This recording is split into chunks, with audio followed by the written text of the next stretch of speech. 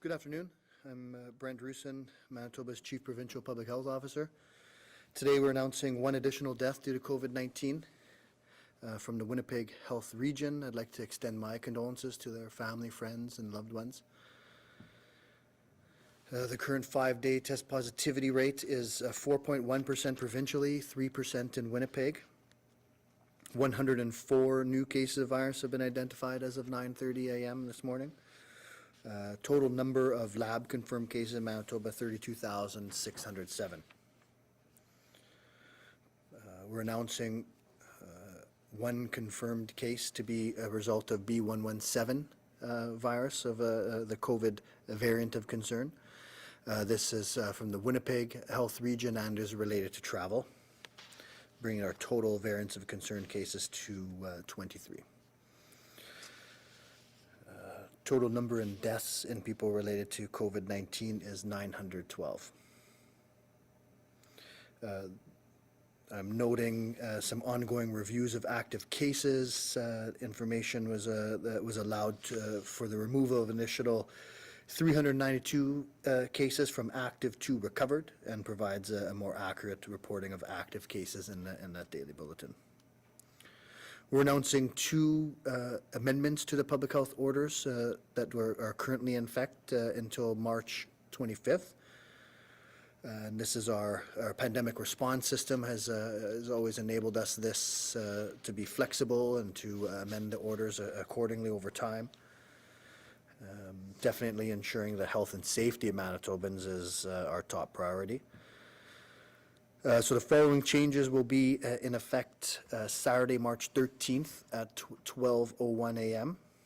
So we're amending the mask rules in faith-based gatherings to allow masks to not be used while household groups are seated at a service and are appropriately distanced. These masks will have to be worn at other times, including at times when singing is occurring. The other change is allowing outdoor dining on patios at restaurants and licensed premises. Again, this would be a 50% capacity of that area, up to 6 people seated at a table, but there will be no requirements in these outdoor settings for seating people within the household. So we're moving that household only limit to outdoor dining and licensed premises. We'll give Manitobans that additional opportunity to gather with friends, colleagues in a safer environment. We know transmission is much reduced in the outdoor environment. We're going to keep that 50% capacity as well as the maximum table size to ensure other safeguards as well. With these changes, the current public health orders will continue to be in effect until March 25th. And allow us to continue to cautiously restore activities and services as our case numbers permit. We want to remind Manitobans to continue to follow the fundamentals, washing your hands, physical distancing, very important, staying home when ill. Many of our cases, many recent clusters have started with symptomatic people going out to public places. Again, very unlikely any intent by those individuals. Their symptoms were mild, but just didn't pay attention to the mild symptoms or thought that the symptoms were too mild to be COVID, but now we have clusters in place related to it. So very important, stay home when you're ill. It's the best way we can get things reopening again, but we can't have ill people in public places, especially as we're reopening our economy. So our case numbers are very slowly creeping up, if you noticed over the last week or so, as is the test positivity. And we're a year into this, so this shouldn't come as a surprise. As we loosen restrictions, we have more interactions and thus increasing case numbers. At the same time, we're rolling out the vaccine. We're protecting more and more of those most vulnerable in Manitoba. So we are, as we see increasing case numbers, we want to see a declining proportion of those that are severe outcomes. So we don't want to see that increasing demand on the healthcare system. That's going to trigger us to make changes again to our public health restrictions. So we need all Manitobans to practice those fundamentals. Again, follow the spirit of these orders to reduce the amount of contact we have outside of our households. Be very wary of our variants of concern, which we continue to find and have reported even in certain high-risk settings, such as restaurants. So we need to stay on guard, although this continues to be a time of optimism as we roll out more and more of that vaccine as spring and summer are coming. We continue to see people in intensive care and in hospitals, so we just cannot let our guard down. The risk is still there, but our actions make a difference. Manitoba's acute care facilities, including hospitals and health centers, as well as licensed personal care homes, will soon begin providing all visitors and outpatients with a medical mask at the point of entry or screening. The date of this implementation may vary by region or facility, but will occur province-wide over the week of March 15th. Visitors and outpatients will be asked to change from their non-medical masks to be provided a medical mask, which should be worn for the duration of their visit, unless it's required to be removed for purposes of receiving medical care. This change does not apply to private clinics or primary care clinics or community health centers. Exceptions remain in place for individuals who are unable to wear a mask for medical reasons and for children under age of 5. We've been recognizing that today is the 1-year anniversary of the first presumptive case of COVID-19 in Manitoba. So over these past 365 days, we've seen over 32,000 cases. We've lost 912 Manitobans. And we report numbers here, but we've always been very quick to say that these are not numbers, these are Manitobans. So these are mothers, fathers, sisters, brothers, friends, neighbors, co-workers, and certainly they're all missed, but certainly not forgotten. Over the last year, many Manitobans have learned a new language. Things like reagent, physical distancing, outbreaks, clusters, contact tracing, now variants of concern.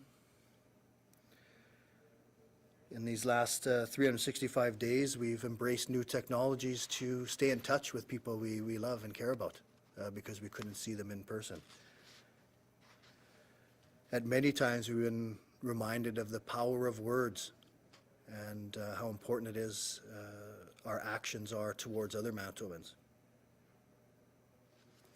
We've learned about the power of relationships and how it's been quite difficult for many to not see their loved ones as frequently as they want or to visit in healthcare facilities. In this last year, we've pushed our healthcare system and our frontline workers to the limit. Our children and school systems had to pivot quickly to make classrooms and cafeterias safe and offer online learning. The regular celebrations that we all cherish, weddings, funerals, graduations, birthdays, had to be reimagined. This has been quite a marathon with many ups and downs. And at the 1-year anniversary, we're certainly hopeful because of the vaccine, because of the great work of our vaccine task force and everyone involved in getting that vaccine into vulnerable Manitobans' arms and that rollout moving forward to protect more and more Manitobans as quickly as we can. To date, almost 100,000 doses of that vaccine have been administered in Manitoba. We see case numbers persisting. We see variants of concerns, but we are making progress. More and more Manitobans are becoming protected. So this has been quite a hard year for all Manitobans in many different ways.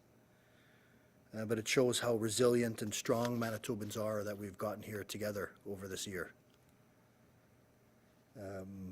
We're optimistic, but we need to be cautious at the same time.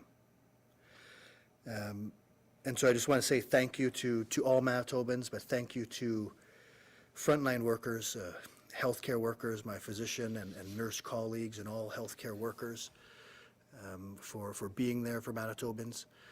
Thank you for all critical service workers. I know those in the transport industry had to face a lot of stigma during this time, but you kept our supply chains going.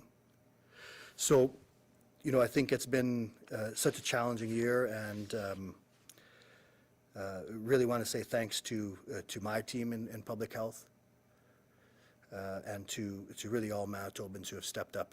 I think we've come this way a long way, and I think this is a time of optimism. But we need to remain cautious for the immediate future. So thank you very much, and happy to open up for some questions. Thank you, Doctor. A reminder to our reporters on the line, you will have one preliminary and one follow-up question. Up first this afternoon from CJOB, Will. Good afternoon, Dr. Roussin. In regards to both of the amendments to the health orders you just announced, can you just elaborate a little more on why you feel comfortable relaxing these right now? Like what reassurances can you offer Manitobans that this is safe? Yeah, so for the patio amendment was would have been safe at any time for it. The reason why we amended it was sort of an unexpected kind of nice spring weather, whether it's going to last or not. So it was something we were going to put in once once available, but it just seemed that the weather now permits, at least somewhat realistically. I don't know how long that'll last. So outdoor. We know is much less risky. We already have outdoor group sizes of 10, so people can gather outdoors and in group sizes of 10. So I think this is a good opportunity for Manitobans to where they're still quite limited. This might be just something that adds a little bit of extra hope, but doesn't add a lot of risk just because we're in an outdoor environment. The mask changes really, so it was really in the last order where we just we took out the exemption for mask wearing while you're seated and distance. You could remove the mask, so we took that exemption out sort of entirely. It had a significant effect in the faith-based gatherings, and so we felt that if there's the ability, we have such a decreased capacity in these venues that if you're distanced within that family unit and seated and not singing, there's a really low risk to remove that mask. I think the recommendation is, wear your mask whenever possible, because again, taking on and putting on the mask adds risk as well. So it's just whether it's enforceable and then a bit of the certainly a risk reduction if you're seated and not singing and distance. So we felt it would be appropriate to remove that requirement. Okay, thank you. Other provinces are seeing far greater percent of variance relative to their overall cases. I'm wondering, do you feel our travel restrictions are going to keep that number down here? Well, that's the intent of them. I think we hadn't seen a lot of that variant early on, especially as we put the restrictions in. The international restrictions certainly are important, and the whole intent of our interprovincial self-isolation requirements was just for that if there are higher proportions of these variants of concern in other jurisdictions, then this will provide some level of protection for that. So we're going to keep doing what public health does, is identify cases, contact tracing, get people isolated, and do whatever we can to stop those variants of concern from taking a foothold in a transmission, because we know in other jurisdictions, we see their numbers climbing quicker when those variants of concerns take a foothold. From the Winnipeg Sun, Glenn. Yes, Glenn Dawkins from the Winnipeg Sun. Dr. Roussin, is there going to be a requirement for churches to take down the contact information of the congregants now that it's been a slight change in the orders involving faith-based gatherings? No, we haven't put that requirement in for faith-based gatherings, with it. So, I think there's, when we do contact tracing in those venues, we usually are able to gather a lot of information, but we don't have it as a requirement for a faith-based organization to keep a running list of people who attended. And I see the order on the outdoor patios says households. Any worry that it'll be, for the sake of argument, 6 people from 6 separate households gathering? Are you at all concerned with that, or do you think the message has gotten through to Manitoba? I think anytime we increase interaction, we're going to see increased risk of transmission. Outdoor settings are better, lower risk. We do have outdoor group sizes now, so this type of gathering can occur. I think the messaging to Manitobans is just that, it's in all our best interest to reduce the amount of interactions we have. So the outdoor patios don't have any limitation on where those 6 people come from. My advice is to limit it, to perhaps keep that with the people you are bubbling with. Would be the best advice, but there isn't that specific requirement. So, I think together we need to work on those fundamentals and try to do what we can to limit interactions. But because it's outdoors, we thought it's an appropriate time to give Manitobans a little bit more opportunity to get together with people. From CBC Radio Canada, Matthew. Hi, Dr. Roussin.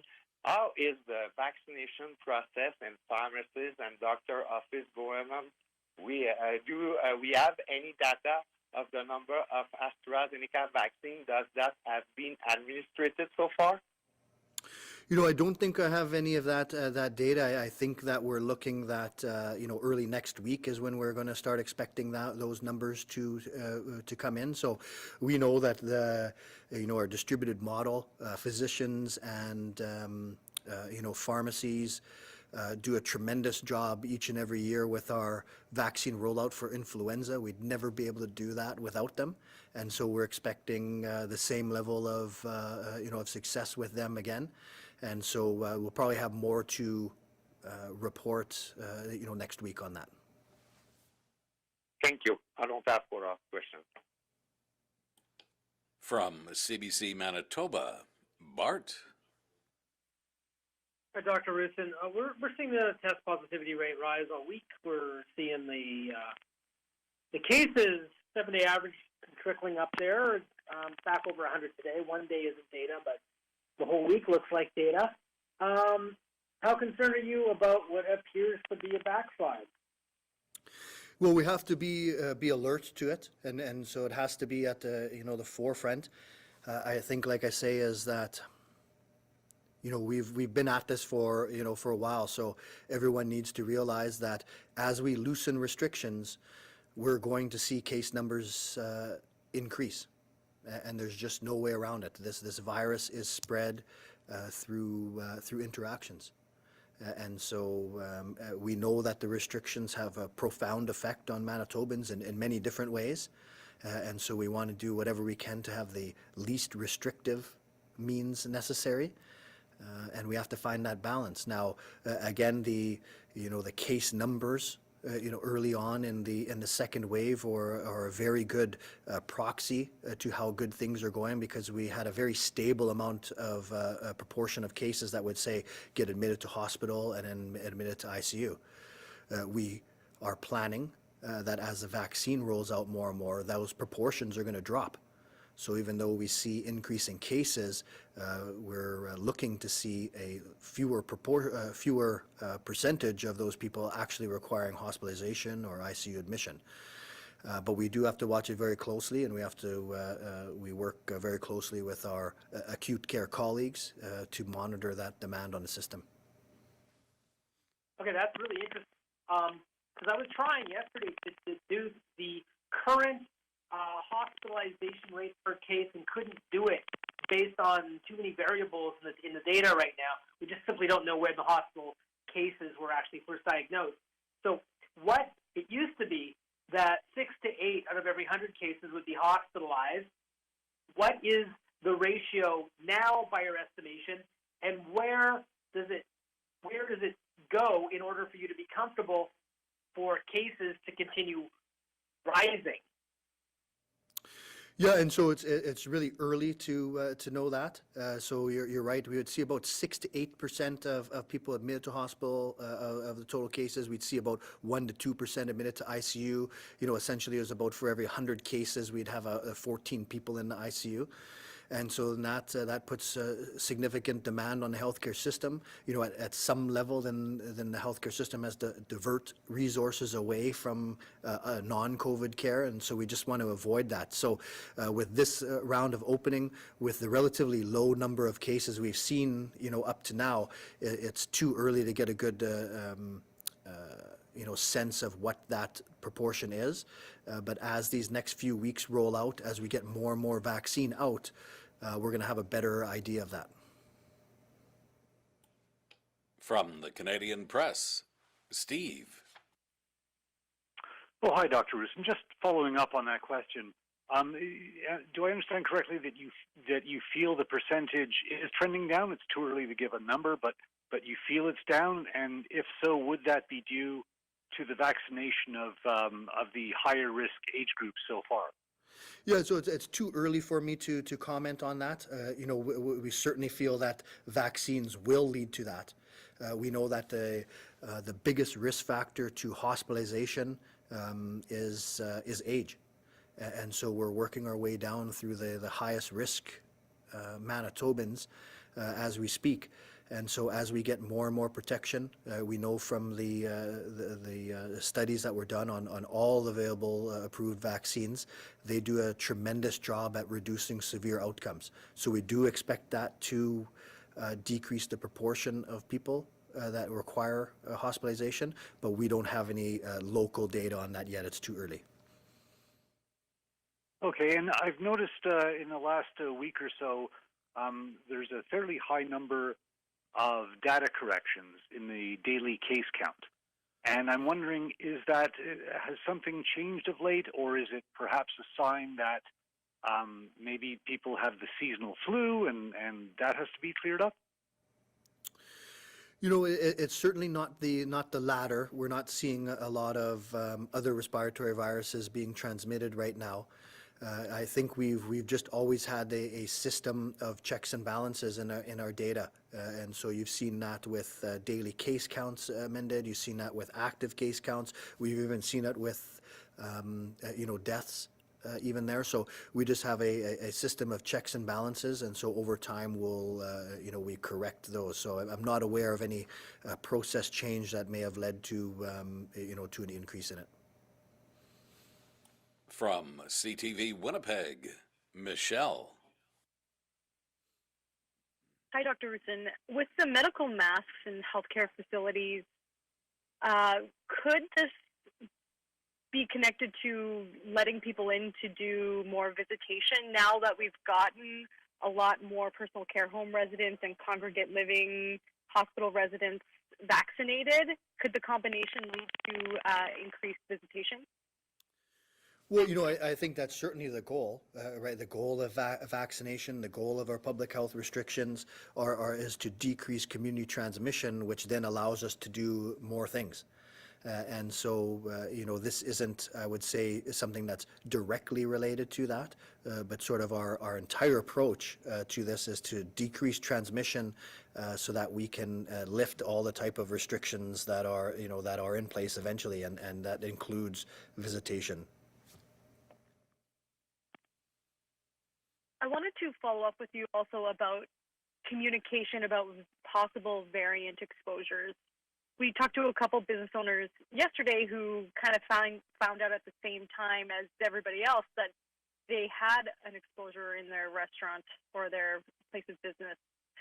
Because the variants are more transmissible, shouldn't the business owners know kind of before the public, or is there any work being done to accelerate the notification? Yeah, and so when we make a public announcement about a business, we do make every effort to try to inform that business, but remember, things happen really quickly. So our, commitment is to the public, for the public's health. So we do try to notify the business owners, but, in these cases with variants of concerns, we'll have a confirmed case. We do a case investigation and a contact investigation. And then it's, days later that we'll get the signal that this could be a variant of concern. And then so we have to move quick to reinvestigate and then to make public announcements. So it may be that there's not a lot of notice to businesses. Our commitment is to the public and protecting it. From City News, Jonas. Good afternoon, Dr. Roussin. Been a lot of talk this week about the AstraZeneca vaccine and the efficacy, the safety as it rolls out to clinics here in Manitoba. Maybe just a statement to folks that are reading various things on the internet or just are unsure about its safety, just a message to them today. Yeah, I think that, all 4 vaccines that are approved in Canada are safe and effective. My advice to anyone on which vaccine they should choose, and it would be the vaccine that's offered to them. So AstraZeneca, have a lot of confidence in this. We'll certainly follow Health Canada's advice on this. And this is how vaccine rollouts go. So we receive, data. It goes through Health Canada for approval. We don't stop there. We continue to follow signals as the vaccine is rolled out and deal with them appropriately. So in my opinion, the AstraZeneca vaccine is safe, it's effective, and in fact, I'm looking forward to receiving the AstraZeneca vaccine probably in the next couple of weeks. Thank you, Doctor. Just to follow up on the death today, a female in her 80s linked to an outbreak. Was this one any relation to the vaccination efforts, or is this a lingering case? I guess just looking for a timeline on this one. Yeah, I don't have those details. And then we're always cautious about commenting on individual cases, but I don't in fact have any details on that one. From CHVN, Taylor. Hi, good afternoon. Are you able to tell us more about that church outbreak? Recently, we've been seeing the province announcing exposures and places of worship, which is something we didn't see too much of in the past year. Yeah, and so, part of that is for, unfortunately, since November, these services have been required to be closed. And so just like any area, as we have more and more interaction, we're going to see transmission. And so again, reporting these type of things, whether it be in a restaurant or in a faith-based organization, this isn't a reflection on the hard work of the people who are, trying to make their, patrons safe. It's a reflection on a highly communicable virus. And so we know where people gather, especially for prolonged times, we're going to see outbreaks and clusters. So I can tell you that the last two faith-based organization outbreaks that we've been reporting are connected. The latest one has 10 confirmed cases, many more contacts there. And so it's significant. It's, requires 2 people in hospital. So these clusters are significant. Again, it's not a reflection on the hard work and dedication. It's just a reflection of this highly communicable virus. And when we gather indoors for long periods of time, we're going to see transmission. Thank you. And over the past year, a lot of industry leaders have been quite vocal, saying that they haven't been in contact or they haven't been communicated with the province about the public health orders. How are you looking to change this? Well, we do a lot of engagement with various sectors through various manners. So I'm sure that there's been lots of sectors that I personally haven't spoken to. That it's very challenging to do that. I think that our, the public health restrictions are, based really on the fundamentals. And so I know, and again, with these clusters that we're announcing here, is that, most people, work really hard and feel they're providing a safe environment. And I'm sure they're doing their best, but it's just the nature of this virus. And so we hear from a lot of sectors, who feel that their practices make them, very safe and shouldn't be subject to any restrictions. But we did see where we were in November and December, and it's just the nature of this virus. So I think engagement's always been important to public health. It's been important through our public health guidance. We do have the Engage MB surveys that we do. So I could just it would be challenging for me to personally engage with all sectors. So we do our best to try to engage, do our best to try to get to the guidelines out. But for the most part, the restrictions are all the same. They're based on the fundamentals. From the Winnipeg Free Press, Danielle. Hi, Dr. Roussin. When it comes to variant cases, Manitoba has 3 confirmed with unknown acquisition. What does that tell you about the prevalence of variants in Winnipeg, and how much community spread will public health tolerate before reopening plans are paused or reversed? So when we have cases that we can't link, then it certainly raises the possibility that we're seeing community transmission. The fact that we're going back all the way to the beginning of February, screening all positives that we can for these things, puts that a bit more into perspective. So we haven't seen widespread community transmission at this point. Other jurisdictions have, and once you get these variants, just like the virus itself, once it's introduced into your jurisdiction, you're going to eventually see community transmission. And so I expect that we will see community transmission of these variants. And so we're in a bit of a race. We're in a race to get Manitobans vaccinated. We're racing towards spring and summer and doing whatever we can to limit transmission in the meantime. Okay, thanks. And given that the probable cases, the variant cases that we were alerted to yesterday at the exposures at the restaurants and the hairstylist in Winnipeg, we know that the public health investigation would have already been underway. So why did it take so long to make a public notification? Why weren't we told that there was a possible exposure to COVID-19 just in general at these sites? Yeah, so it really depends on the specifics of it. So often if there is a non-variant case, the typical transmission that we'd have, if people were wearing masks and distancing was in place. Right now in restaurants, you only have household members sitting together, so it essentially is a lower risk situation. So it may not warrant a public notification. The variants being somewhat more infectious. And plus, we're doing whatever we can to limit the transmission of them. We have a much lower threshold to make those public notifications. From the Brandon Sun, Drew. Thank you. Dr. Roussin, with the daily case counts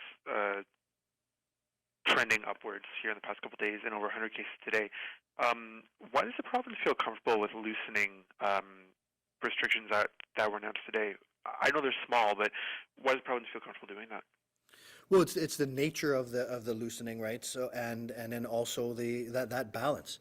We're always striving for the least restrictive means to obtain our goals, and so these COVID is not the only factor that impacts on health and well-being. Obviously, these restrictions have a significant impact too, so we always have to find that balance. So we know we have group sizes of 10 right now outside, and so people can gather under the public health orders outside in groups of 10. So we felt that having this available at restaurants, minimizing the table size, messaging, again, don't be going out if you're ill, even mildly ill. Do what you can to still limit that contact. Ideally, these are still members of your household or members of your household bubble or your designated two. but we don't have that strictly enforced under the orders. And then again, we talked about the very limited exemption for mask wearing in faith-based organizations, where I think it's a fair balance. Again, coming with the recommendation, for the most part, leave your mask on. Taking it off and on adds risk. We know when we're doffing and donning our PPE that adds risk to it, but it's not enforceable. If you're seated and distanced, you could remove it. Okay, thank you. And as we are heading into the summer here, or the spring and summer, has there been any more thought to returning to the provincially segmented code orange, code yellow, code red for different regions of the province? Yes, the pandemic response system does allow that regional approach. I think where we're in, certainly November, December, beginning of January, we had to go province-wide. We're slowly seeing, numbers, approaching where we may again be able to have a regional approach. The last time we tried it, we saw a tremendous amount of mobility from a higher restricted area to a lower restricted area, and so that's counterproductive to the intent of the order. So it's certainly not off the table to go back to a regional approach. Thank you. And our final reporter this afternoon from CKDM Dauphin, Matt. Dr. Roussin, with respect to the travel restrictions currently in place, can you speak on your perspective when it comes to the eventual relaxation of those restrictions? Do you anticipate these travel restrictions will need to be in place for the long haul? Again, it's, this is the one area of our public health restrictions that don't necessarily rely heavily on our own epidemiology. It relies on the epidemiology of places around us. So I would say that right now our, the prevalence of the variants of concern remain relatively low in Manitoba.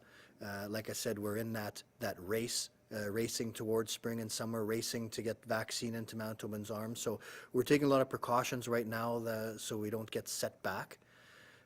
But the goal with with that travel, those type of travel restrictions, just like any of our public health restrictions, is the least restrictive means.